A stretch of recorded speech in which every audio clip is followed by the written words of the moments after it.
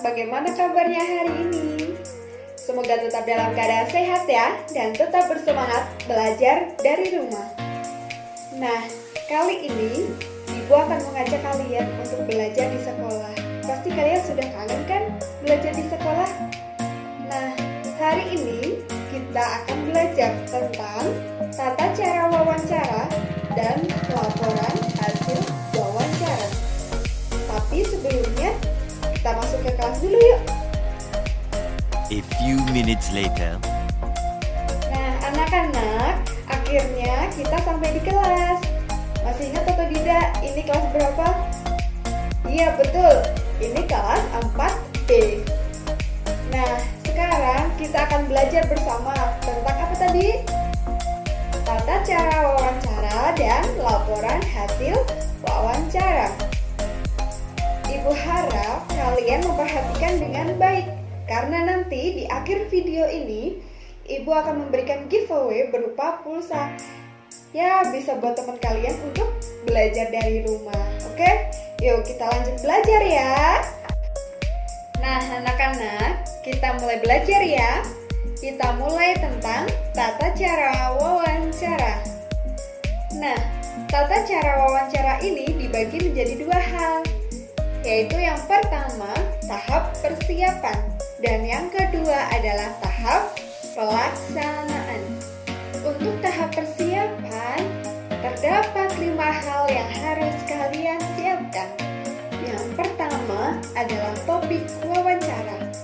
Topik wawancara itu artinya inti dari percakapan yang akan kalian lakukan. Contoh yang sudah pernah kalian lakukan adalah tentang virus COVID-19 yang kalian laksanakan dengan kedua orang tua kalian. Selanjutnya, persiapan yang kedua adalah tetapkan siapa yang akan menjadi narasumber.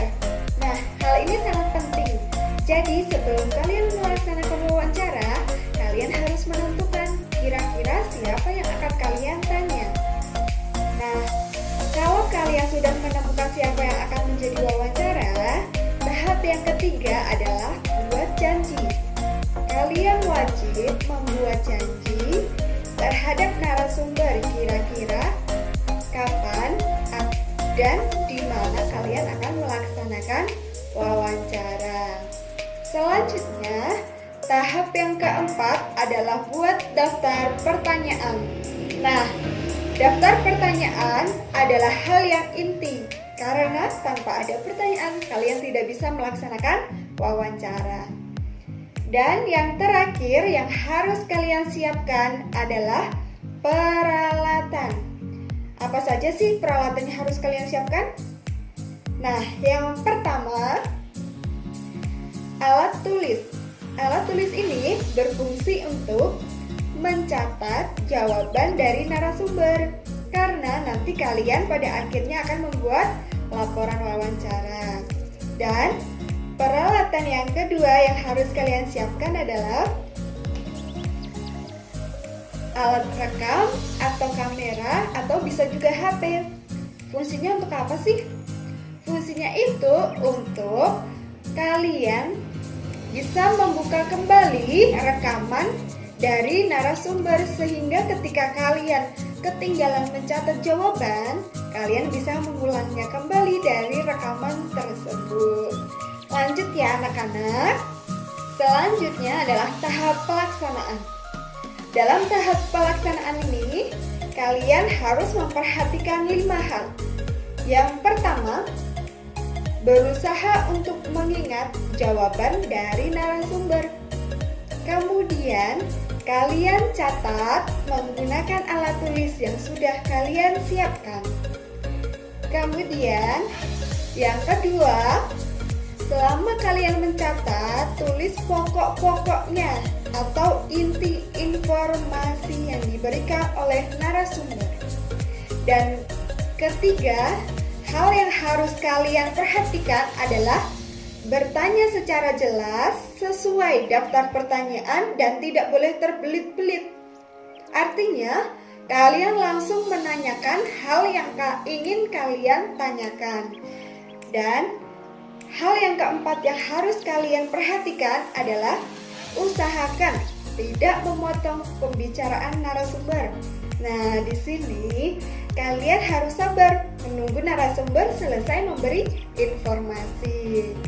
Dan hal yang kelima yang harus kalian perhatikan adalah ini hal yang paling penting, yaitu jangan lupa ucapkan terima kasih. Lanjut ya anak-anak. Nah, anak-anak, selanjutnya kita akan mengenal tentang laporan hasil wawancara. Perhatikan berikut ini.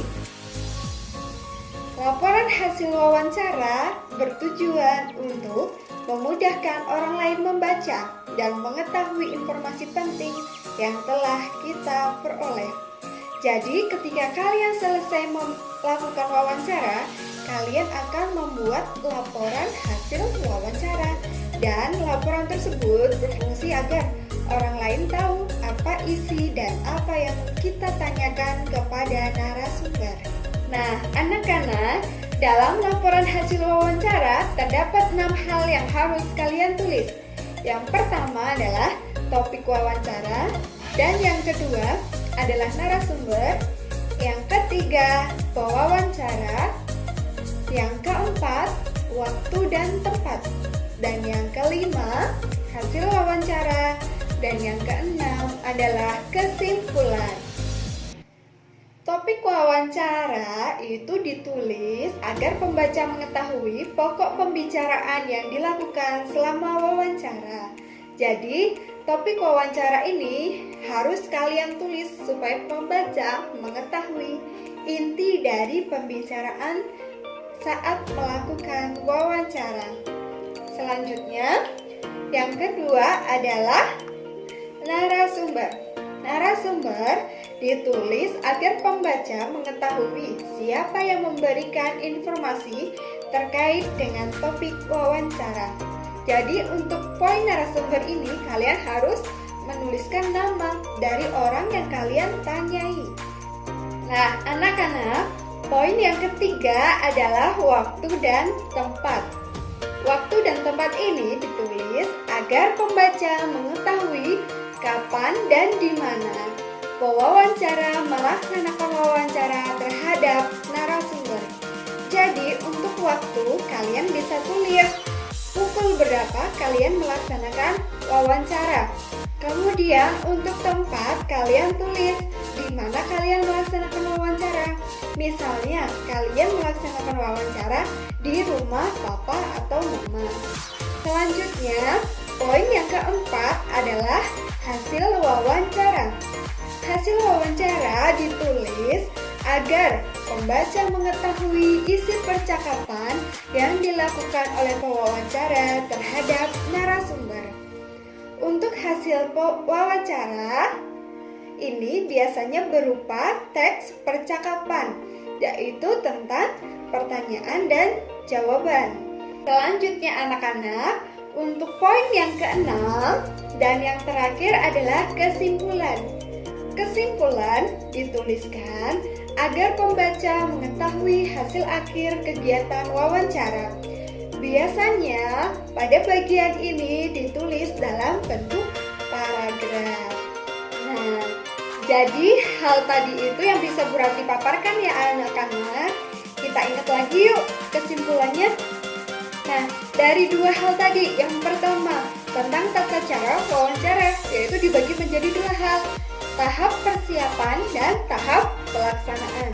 Kemudian untuk laporan hasil wawancara, terdapat 6 hal yang harus kalian tulis, yaitu yang pertama, topik wawancara, yang kedua adalah narasumber, ketiga, pewawancara, keempat, waktu dan tempat, yang kelima, hasil wawancara, dan yang keenam adalah kesimpulan.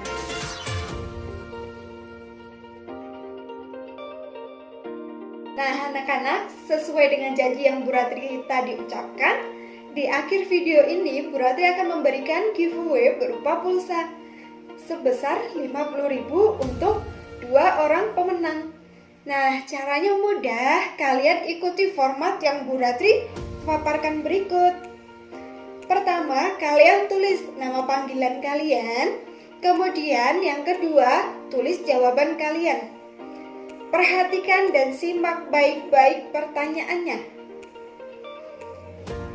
Coba sebutkan 6 hal yang harus kalian tulis dalam laporan hasil wawancara.